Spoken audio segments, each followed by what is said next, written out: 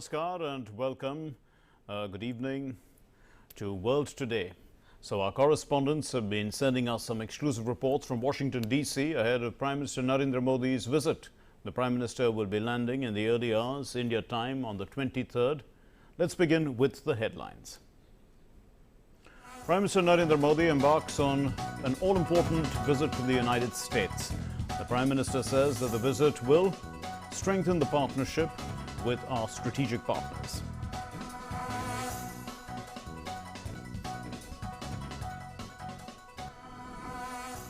On his schedule are a string of high-level meetings, including the bilateral with the U.S. President Joe Biden, the first in-person summit of the Quad grouping, and the Prime Minister's address to the UN General Assembly.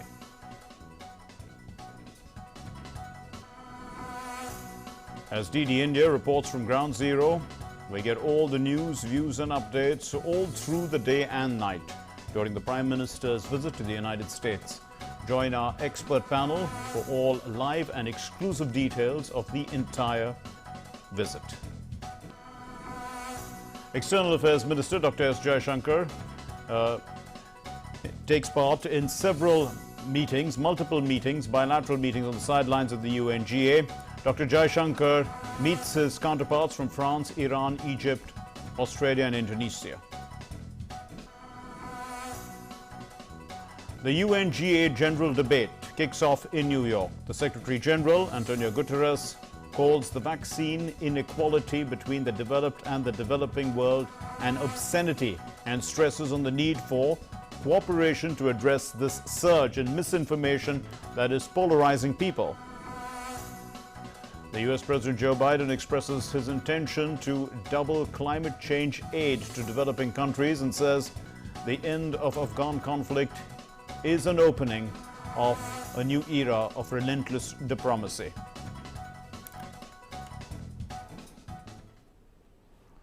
So let's begin World Today with the big news.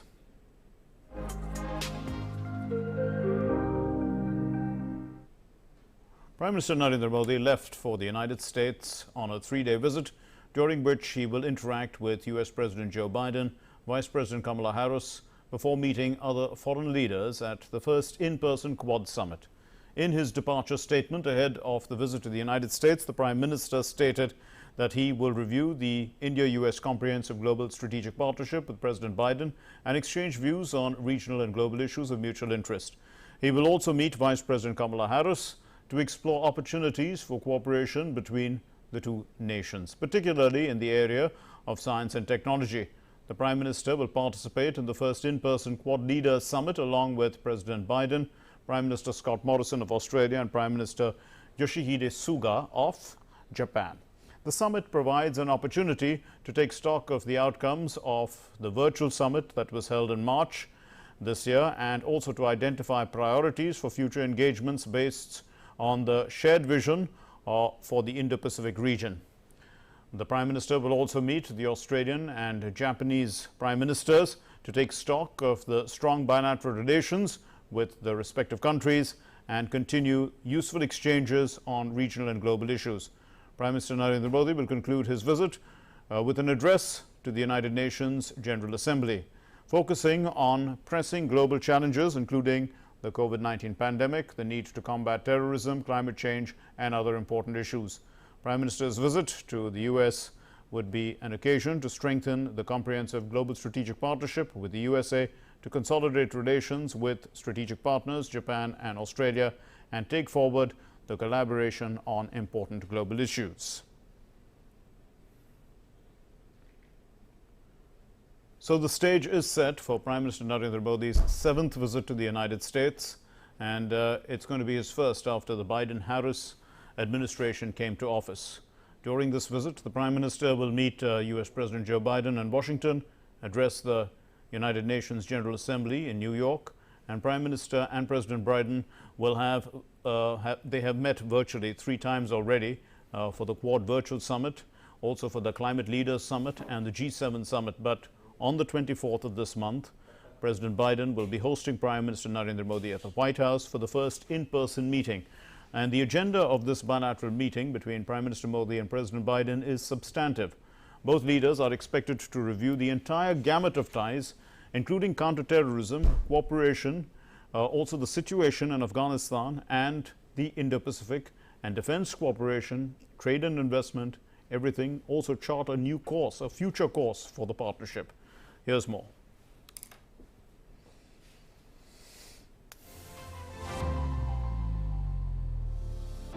The first transatlantic visit of Prime Minister Narendra Modi after the COVID pandemic. Prime Minister Narendra Modi heads to the United States of America on a 4-day visit. He will touch down in Washington, D.C. on the first leg of his visit, and the second leg will see him in New York to attend the 76th session of the United Nations General Assembly. From the first bilateral meeting with President Joe Biden and leaders of the Quad countries to participation in the Quad Summit and his address to the UNGA. It's a high-power, action-packed agenda. Prime Minister will also attend the COVID-19 summit hosted by US President Joe Biden.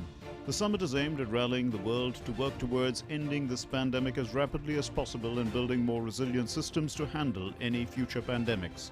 The Prime Minister will participate in the COVID-19 global summit as well, hosted by President Biden. So there is another conference before the actual meeting. On September 23, Prime Minister will hold bilateral meetings with Australian Prime Minister Scott Morrison and Japanese Prime Minister Yoshihide Suga. Prime Minister Narendra Modi's meeting with Prime Minister Scott Morrison gains significance as it comes after the AUKUS deal. Prime Minister Modi and Japanese Prime Minister Yoshihide Suga will review the progress made in the already close relationship. The Prime Minister will also hold a meeting with select CEOs of American companies. US-India bilateral trade in goods and services reached $149 billion in 2019. On September 24, Prime Minister will hold a bilateral meeting with US President Joe Biden at the White House in Washington, D.C. This would be Prime Minister's first in-person meeting with Joe Biden after he became US President in January 2021. The last 2 decades, the relationship between the United States and India has been heading in positive and upward direction. In fact, in the first 100 days of Biden administration, we have had intensive interactions between our 2 democratic polities. This is despite all the pressures of COVID and the limitations that have been placed by it. So at least 3 times both the leaders spoke to each other.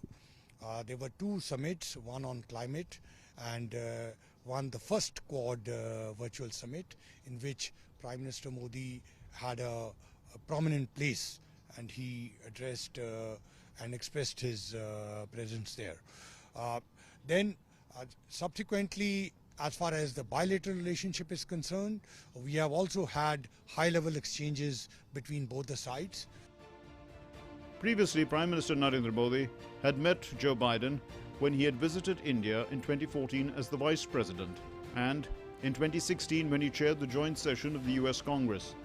The leaders are expected to discuss counterterrorism and the security situation following recent developments in Afghanistan. The bilateral meeting would also feature current regional security situation following recent developments in Afghanistan, our stakes as a neighbor and a long-standing and preferred development partner of the people of Afghanistan.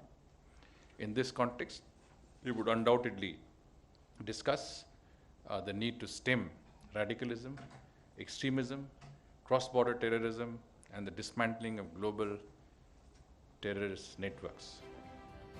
Prime Minister will also meet Vice President Kamala Harris. Again, this will be the first in-person meeting between the 2 leaders. The next highlight of the 24th is the Quad Summit, the first in-person meeting of the 4 big powers.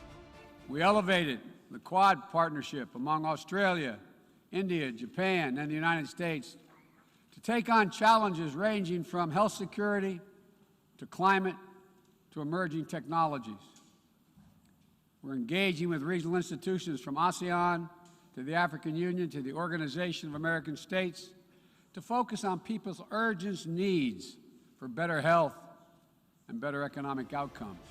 The leaders will review progress made since the first virtual summit on the 12th of March 2021. The 3 working groups have been continuously working. So despite it not being visible to everyone, the intensive interactions between the four countries has been taking place. And there is a lot of movement ahead on the vaccines front. Soon enough, the production of vaccines is beginning in India, and these will be for export purposes, as was indicated in that is the next year. Also on emerging technologies as well as on climate change. You are aware that climate change is an important agenda both for Prime Minister Modi and President Biden. And India has the largest renewable program, and in that there is a lot of scope for climate finance and climate technology. And United States is looking at India as the most important destination for investment. On 25th September, Prime Minister will address the general debate, the 76th session of the United Nations General Assembly. The theme for this year's general debate is Building Resilience Through Hope to Recover from COVID-19, Rebuild Sustainability, Respond to the Needs of the Planet, Respect the Rights of People, and Revitalize the United Nations. On the 25th of September, the Prime Minister will be the first head of state or government to address the United Nations General Assembly at its 76th session. While addressing the UN General Assembly, the Prime Minister will dwell on the important issues, including the regional situation, cross-border terrorism, global efforts to combat COVID-19 and climate change, and the need to reform multilateral institutions. India has been a non-permanent member of the United Nations Security Council for 8 terms and is bidding for a permanent seat.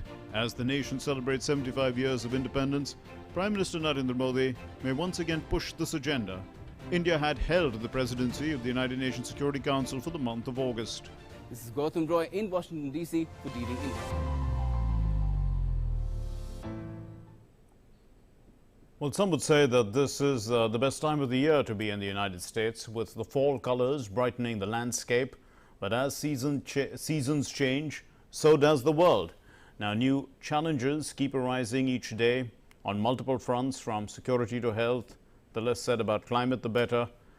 Responding to these challenges is what responsible and capable countries do, and that's what the Quad is all about. The first ever in-person Leaders Summit, which is going to take place at the White House on the 24th of September, will see Prime Minister Narendra Modi, the Japanese Prime Minister Yoshihide Suga, the Australian Prime Minister Scott Morrison join their host, the US President Joe Biden. And there's lots on the agenda, from vaccine cooperation as well as new and emerging technologies.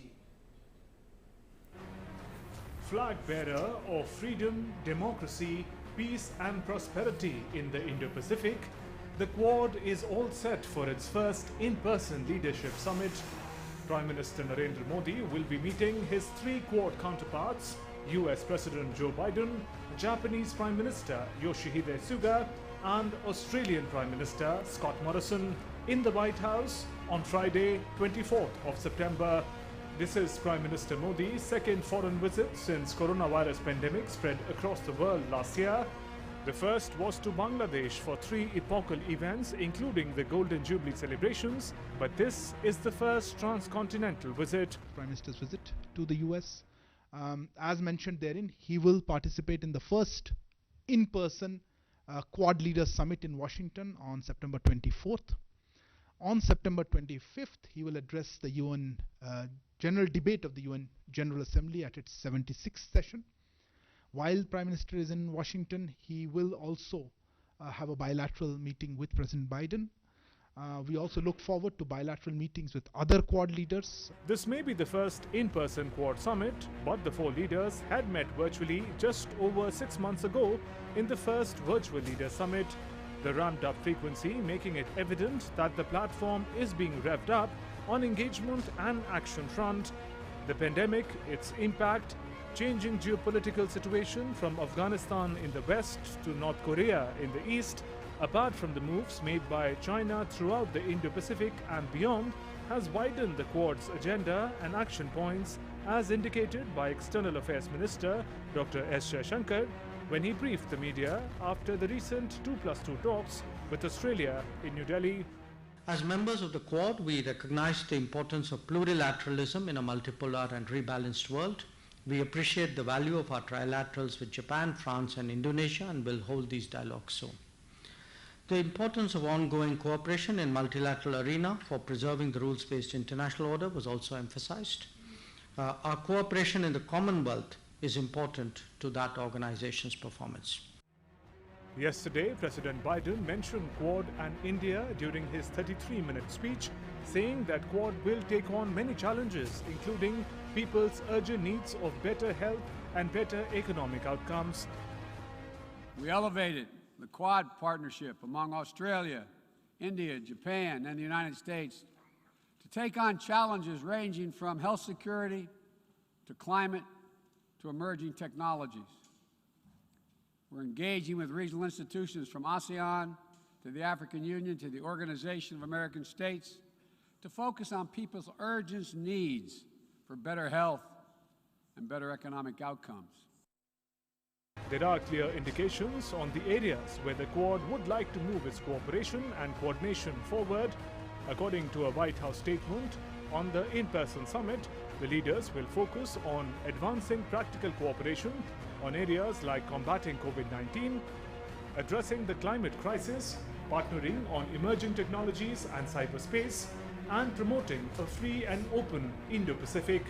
These agenda themes clearly show that Quad is rapidly moving beyond the grouping of nations only focused on security-related issues in the Indo-Pacific, but all agenda items do stem from the common goal of promoting freedom, democracy, peace and prosperity for all. Bureau Report, DD India. Well, ahead of the much-awaited bilateral summits and the first in-person Quad summit, our correspondent Arun Sharma walks us through a few important points. The world's largest democracy and world's oldest democracy will be under one roof to discuss various regional, global and bilateral issues. This will be the first in-person meeting of Prime Minister Narendra Modi and US President Joe Biden. Well, the corporate sector is keenly observing this visit of Prime Minister Narendra Modi as to how India and US can come forward and can create a better trade and investment regime, because all eyes will be on the Prime Minister Narendra Modi and of course US President Joe Biden as to how can a better investment regime or the trade regime can be created so that India's Atmanirbhar Bharat and Make in India initiative can also get a major push.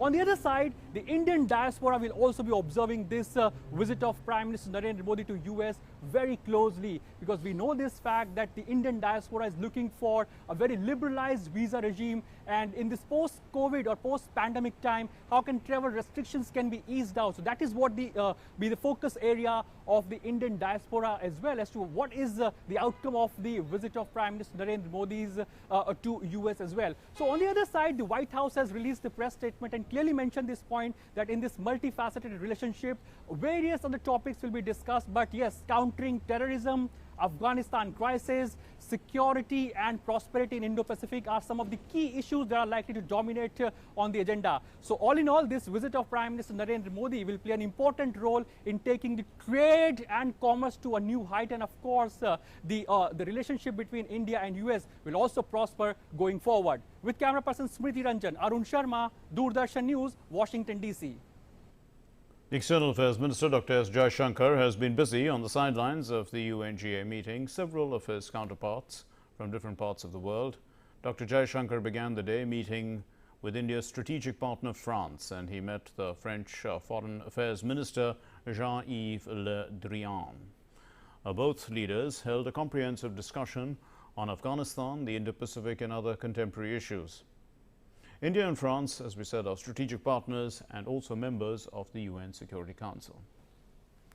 Dr. Jaishankar met his counterpart from Iran, H. Amir Abdullah Hain, and both the leaders held discussions on strengthening the bilateral cooperation.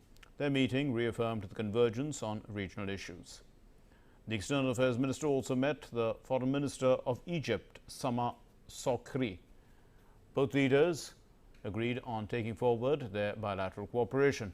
They also exchanged views on the Kurd issue as well as Afghanistan. The External Affairs Minister met his counterpart from Australia.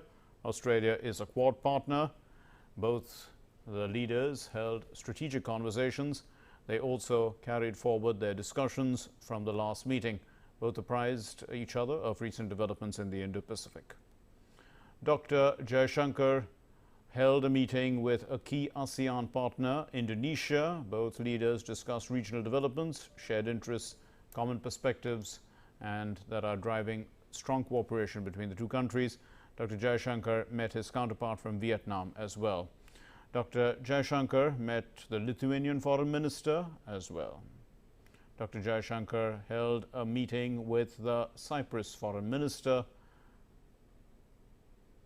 So, lots of meetings on the sidelines of the UN General Assembly.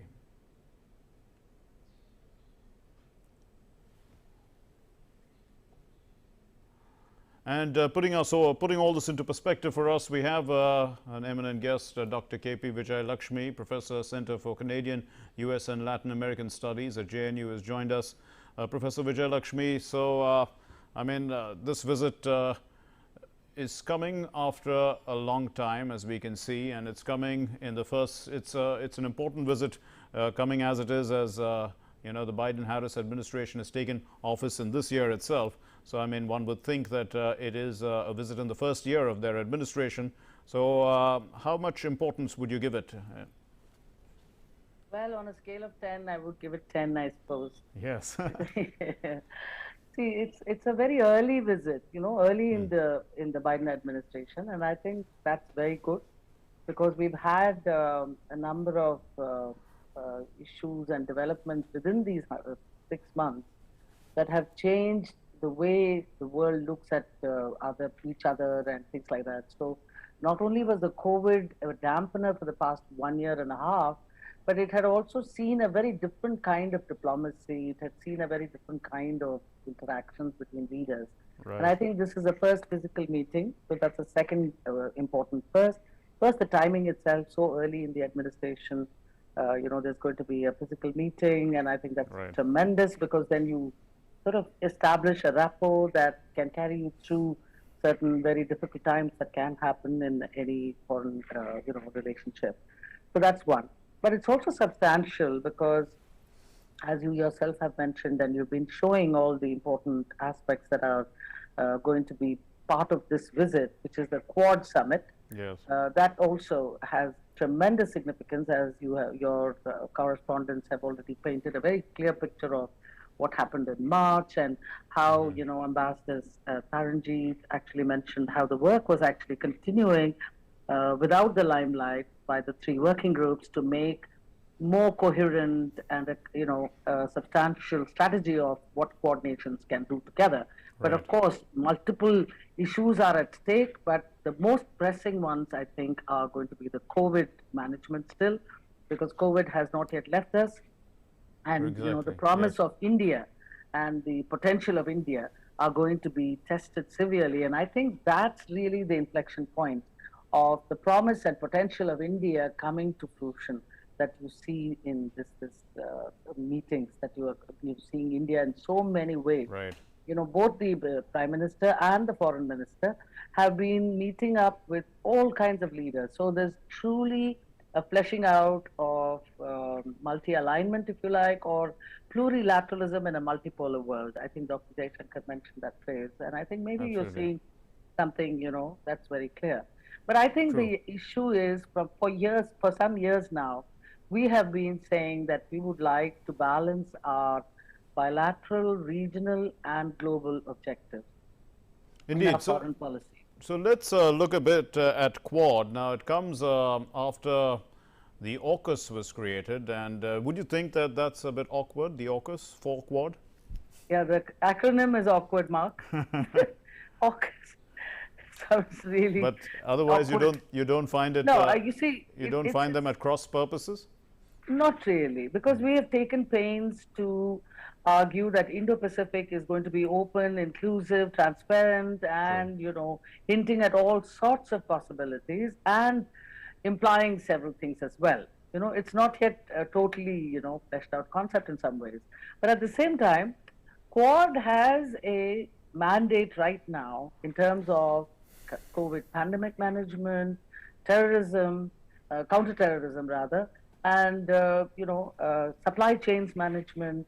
There are details in all of these, but then climate change, healthcare. In all of these, India plays a very prominent part, which is why it was part of this this whole idea that we should push Quad again. And the second thing is the focus of US towards Asia. Yes. And it's very clear that rather than the Middle East, you're going to see Asia. Obama started the pivot, That's but right. I also think now the focus is clearly on Asia, and the other countries which are also looking at it are also saying that look, Asia has to be on board on many of these important issues, and India really is the key to the management of many of these things. And so India's place, India's views, India's actions, and India's intentions, all of them matter. So I think India Matters has come forward in a very big way. And what do you make of the US President Joe Biden saying that he's not trying to create a new Cold War? When you look at all these groupings, they seem to be, wanting to enforce a rules-based order, but there is apparently the elephant in the room, which is China. Yeah, but this is going to be relentless diplomacy, as he has mentioned today, or a couple, in the UN General Assembly speech. And I think that's what he means. I mean, what he means is there could be a kind of what we can decipher it as a kind of Cold War, where the two leaders are talking past each other. They're making calls, but nobody is heeding, or the Chinese president is not listening to the US president. All of these are interpretative.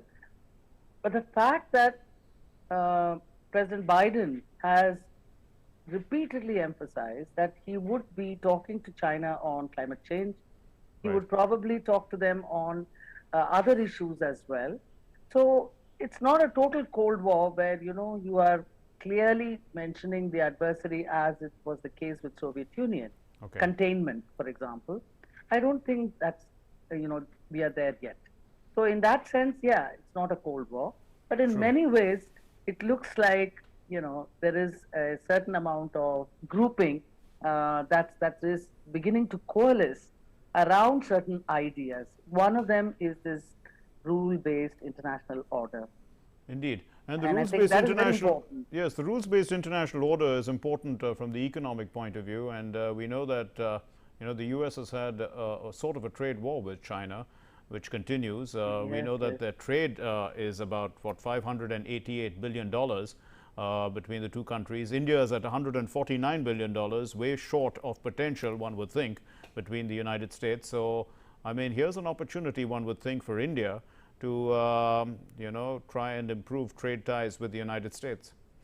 Yeah, well, like I said, when you balance all these three objectives, you should also see the interconnectedness or the linkages these three levels pose. For example, geopolitical considerations affect trade. For example, the supply chain, we wanted the dominance of one country or monopolies to end. So that opened up certain opportunities. Then on COVID-19, which is tragic as it was, it opened up the great opportunity to revive or push forward an old program which many people may not know. It's called the Vaccination Action Program between India and the United States, more than 30 years old. And so we revived it. And when Trump visited, and after the Trump visit, it was actually one of the key areas in which India and the United States actually began to talk to each other about what can India do in the vaccine, area. And that, of course, has taken another twist and turn, because in the bilateral sense, we are still looking at whether indemnity issue can be sorted, because that will have implications for our domestic issues. So trade, in many ways, Mark, is both a product or function of international developments, of geopolitics. Yes. At the same time, it is very bilateral in nature, because there is a domestic constituency, if you like, or a domestic impact and fallout, which most countries have to think about very seriously before concluding a trade deal. So I think there are these interplay and interconnectedness that Prime Minister Modi has in mind, but he would certainly, I expect, raise the idea that we need to do more and not less in trade. As you said, it is far short of what we could possibly achieve at least, there was a talk of a mini trade deal during Trump time, and there's a whole history behind why these trade deals don't happen. There are details that one can always find out, but I think there would be some discussion on how to move on trade front. But the key issue right now is on vaccines and vaccine diplomacy, because that's also building into the Quad, India's role in the Quad, where there was 1 billion is expected from India. So recognition of Indian vaccines, for example, within the US, travelers from India, which is again, American Indian diaspora, which is a domestic constituency, is interlinked to travel to India and back from India to United States. So all these things, I think, will be part of the very hectic schedule that Prime Minister Modi is going to undergo inside the United States. We leave it there. Thank you very much, Professor K.P. Vijay Lakshmi, for those inputs. Thanks very much. Moving on then, in the second leg of his US visit, Prime Minister Narendra Modi will be in New York on the 25th of September to address the general debate of the high-level segment of the 76th session of the United Nations General Assembly. So the theme this year is of the general debate is building resilience through hope to recover from COVID-19, rebuild sustainably, respond to the needs of the planet, respect the rights of people, revitalize the United Nations. And we must note here that peacekeeping is an important function of the United Nations, and it's India's engagement with the United Nations peacekeeping. That's been a pillar, in fact, a key pillar for India. India has been involved with peacekeeping since the inception of the UN, and this report, in fact, tells us about the history of Indian peacekeeping. Let's take a look. India has had a long and distinguished history of service in US peacekeeping. It has contributed more personnel than any other country. To date, more than 253,000 Indians have served in 49 of the 71 UN peacekeeping missions established around the world since 1948. Currently, there are 5,500 troops and police from India who have been deployed to UN peacekeeping missions, the fifth highest among troop contributing countries. Now, India's participation in the UN peacekeeping missions dates back to the 50s. It took part in the UN operation in Korea in the 1950s. India's mediatory role in resolving the stalemate over prisoners of war in Korea led to the signing of the armistice ending the Korean War. India chaired the 5-member Neutral Nations Repatriation Commission, while the Indian Custodian Force supervised the process of interviews and repatriation that followed. The UN entrusted Indian armed forces with subsequent peace missions in West Asia, Cyprus, and the Congo. India also served as the chair of the 3 international commissions for supervision and control for Vietnam, Cambodia, and Laos, established by the 54 Geneva Accords on Indochina. India has a long tradition of sending women on UN peacekeeping missions as well. In 2007, India became the first country to deploy an all-woman contingent to a UN peacekeeping mission. The formed police unit in Liberia provided 24-hour guard duty and conducted night patrols in the capital Monrovia and helped to build the capacity of the Liberian police. Hailed as role models, these women officers not only played a vital role in restoring security in the West African nation, but also contributed to an increase in the number of women in the Liberian security sector. In addition to their security role, the members of the female Indian formed police unit also distinguished themselves through humanitarian service, including organizing medical camps for Liberians, many of whom have limited access to healthcare services. Indian veterinarians serving with the UN mission in South Sudan stepped up to help cattle herders who were losing much of their stock to malnutrition and disease in the war-torn nation. The Indian contingent in South Sudan has gone the extra mile by giving vocational training and life-saving medical assistance, as well as carrying out significant road repair work. Indian contingent in the Upper Nile region received UN Medals of Honor for their dedication and service in peacekeeping. Now, India's long-standing service has not come without cost. 173 Indian peacekeepers have paid the ultimate price while serving with the UN. India has lost more peacekeepers than any other member state.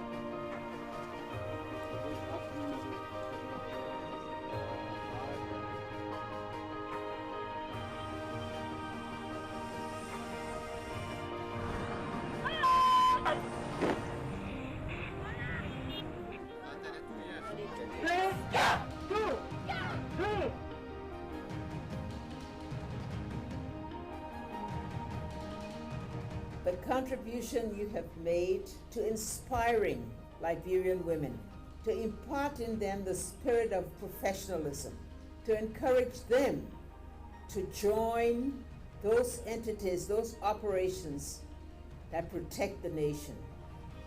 For that, we'll always be grateful.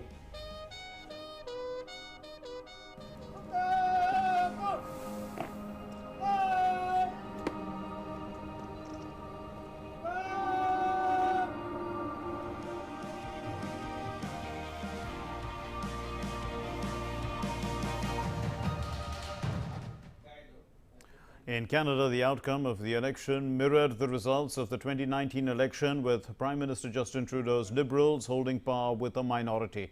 In a tweet, Trudeau thanked Canada for casting their votes, for putting trust in the Liberal team, for choosing a brighter future.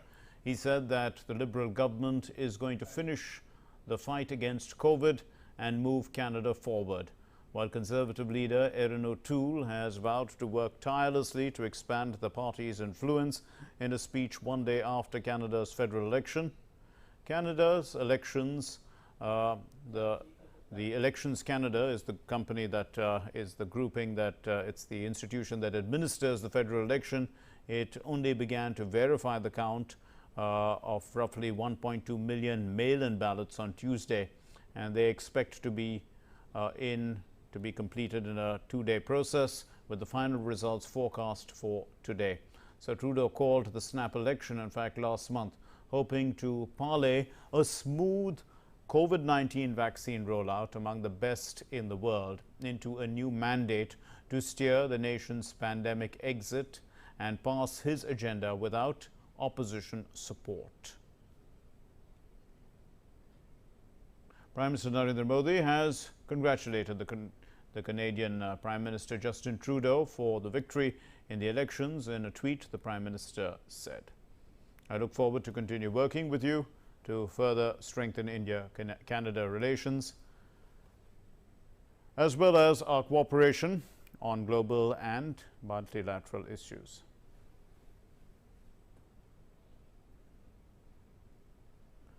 Let's take a look at updates now of COVID-19 from across the world.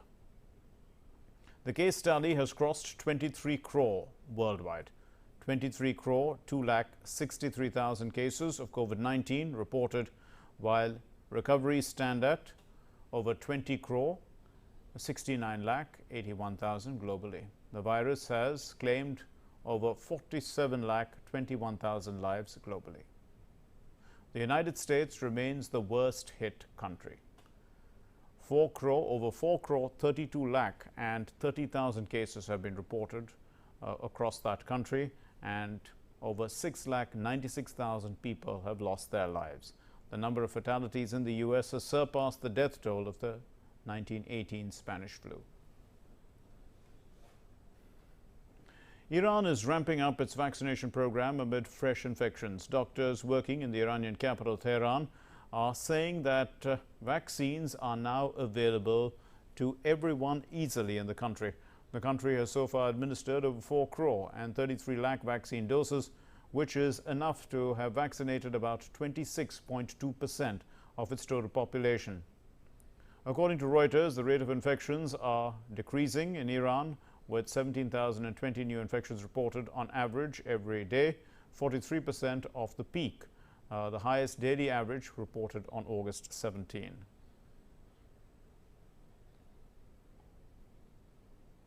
In Bangladesh, COVID-19 situation is showing a marked improvement. The sample positivity rate has declined to 4.69%. This is the lowest level of sample positivity in Bangladesh in more than 6 months. Health experts of Bangladesh say that the COVID situation is improving, but it can be considered under control if the positivity level remains below 5%, is what they say, for 2 consecutive weeks. Now, the latest data shows that 26 people died and 1,562 new cases were shown in the country in the last 24 hours. The recovery rate in Bangladesh has gone up to 97.34%. The country is continuing with the vaccination program, with supplies being procured from multiple sources.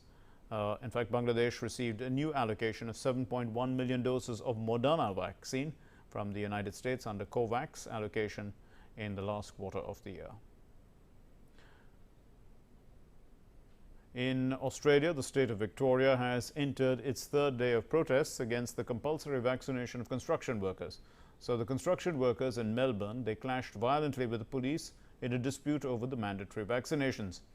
The protests began after the state government in Victoria had mandated vaccinations for workers, as Victoria had recorded another rise in infections. The constructions workers, the construction in fact has been among the few industries there that have largely stayed open throughout the pandemic in Victoria, but the authorities have become increasingly concerned that it may be a hotbed for COVID-19 transmission. The protests followed a decision by the authorities to make the vaccines mandatory for construction workers and to enforce the closure of building sites from Tuesday, citing non-compliance with health rules. Amid the surging COVID-19 cases, officials in Victoria recently announced a vaccination mandate for construction workers that requires each employee to show proof of at least 1 dose by Thursday. Brazil's Health Minister, Marcela Roga, tested positive on Tuesday, just in fact a few hours after accompanying the President Bolsonaro to the United Nations General Assembly. However, the rest of the delegation has tested negative for the virus. Roga will remain in quarantine in the United States.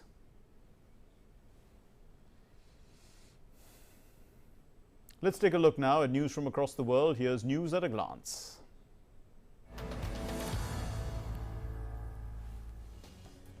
A 6.0 magnitude earthquake rattled southeastern Australia early Wednesday, shaking buildings, knocking down walls and sending panicked residents running into the streets of Melbourne.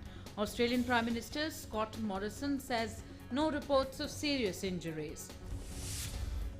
An Australian ski resort in Victoria captured footage of its mountain slopes shaking as a magnitude 6.0 earthquake struck the state. Footage from surveillance cameras showed skiers heading down the slopes as the tremors struck. Lava and smoke continues to billow from Spain's La Palma volcano for the 4th day. The lava steadily pulsing from the volcano as the sun towers of magma burst high into the air overnight, painting the night sky red and spraying fiery debris onto the flanks of the Cumbre volcano. South Korean President Moon Jae-in reiterates his call for a declaration to formally end the 1950 to 1953 Korean War at United Nations General Assembly. Moon, who has been active in trying to engage with North Korea throughout his presidency, has argued that such a declaration would encourage North Korea to give up to denuclearize. Hundreds of migrants, mainly Haitians, returned to Mexico to evade deportation after the U.S. drove out thousands of asylum seekers from a border camp in Texas. Last week, a sprawling camp with 10,000 migrants was settled under a bridge spanning the Rio Grande, which is now thinning. Afghanistan Cricket Board is in a state of limbo as there is no official notification that women will be banned by the Taliban from playing the sport. After Australia threatened to pull out, there is a fear that other countries might refuse to play Afghanistan in the Men's T20 World Cup, which begins next month. World Today Desk, DD India.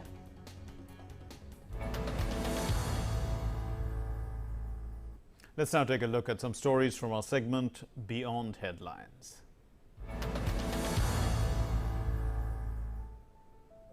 Tango and soccer fans got together to pay tribute to Argentine footballer player Diego Maradona at the Tango World Cup in Buenos Aires. The ensemble, made up of 20 artists, included renowned singer Cucuza Castillo.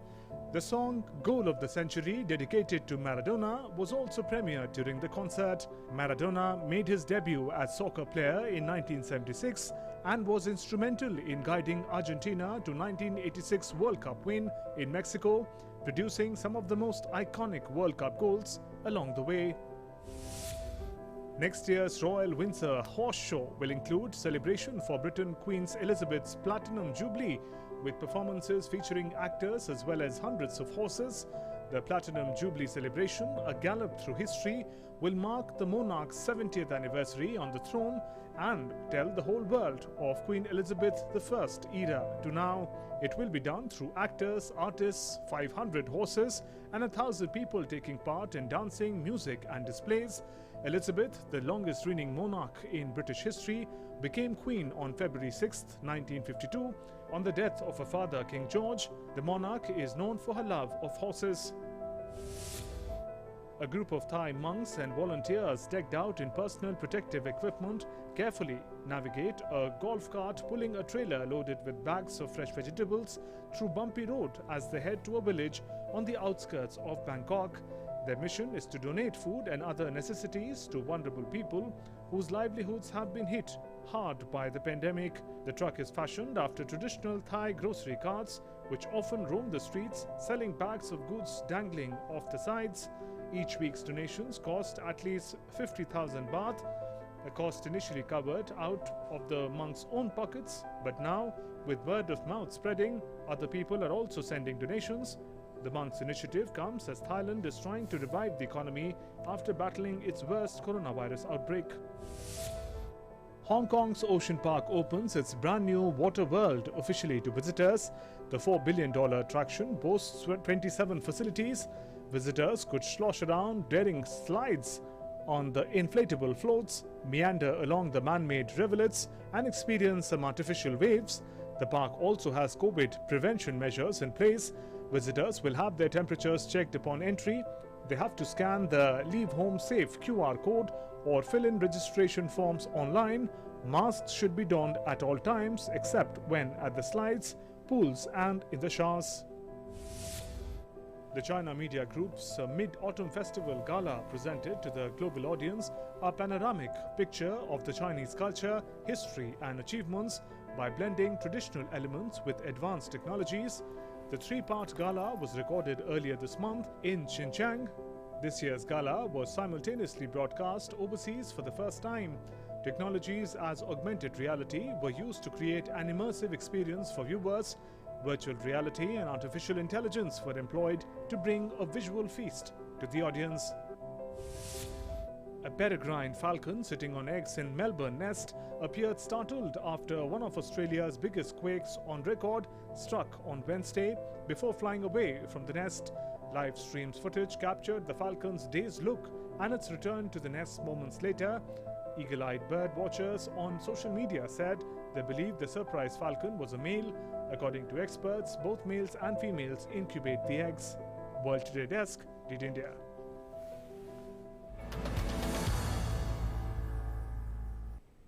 It's the 22nd of September. Let's take a look at what made history on this day in the past.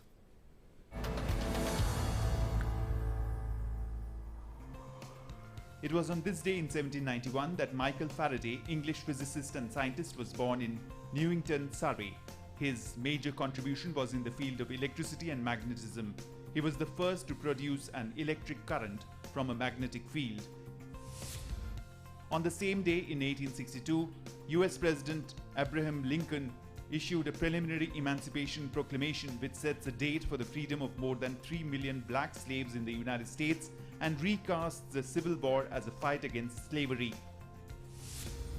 It was on the same day in 1888 the National Geographic Society published the very first issue of its magazine National Geographic, a mere 8 months after the society was established with a purpose to increase and diffuse geographic knowledge.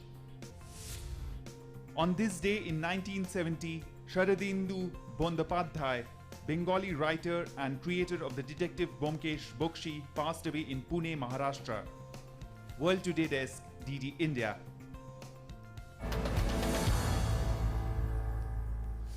And that's the world today. Thanks very much for being with us. Namaskar.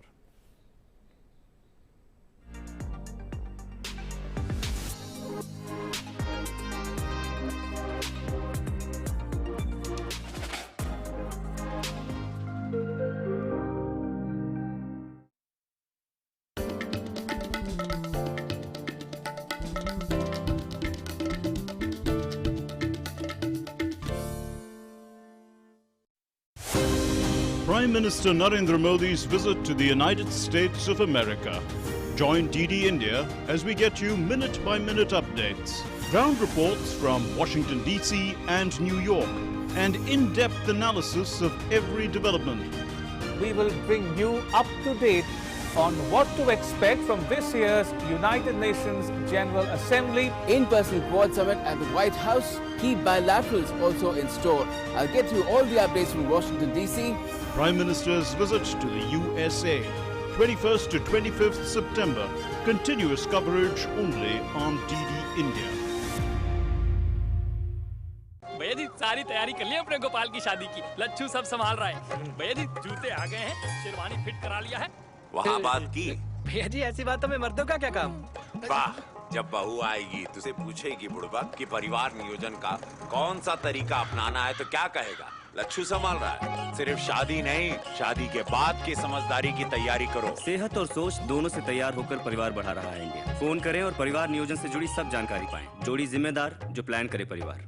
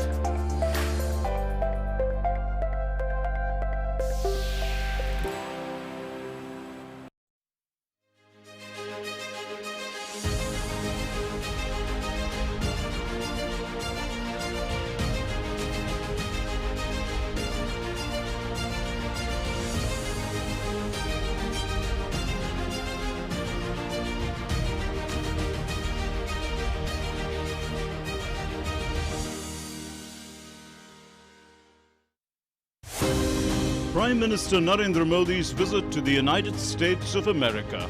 Join DD India as we get you minute-by-minute updates, ground reports from Washington, D.C. and New York, and in-depth analysis of every development. We will bring you up to date on what to expect from this year's United Nations General Assembly. In-person Quad Summit at the White House. Key bilaterals also in store. I'll get you all the updates from Washington, D.C. Prime Minister's visit to the USA, 21st to 25th September. Continuous coverage only on DD India. Potential that the economy is showing with the rapid vaccination drive that the government has launched, which is the best in the entire world. We've seen around the world that economies that are sufficiently vaccinated, they are able to grow much faster pace. And also, I think along with the momentum of growth, they also the growth becomes more broad-based. While the rest of the world is looking at India very positively, this is an opportunity.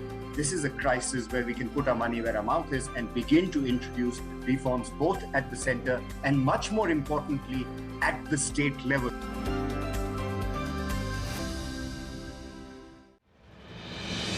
With the world's largest COVID vaccination drive, India is leading the way.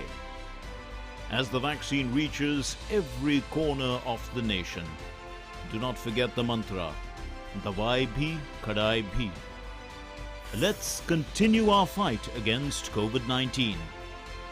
Vaccination along with social distancing, sanitization and masks. Mask up, India! Put your mask on and cover your nose and be safe. Mask up, India.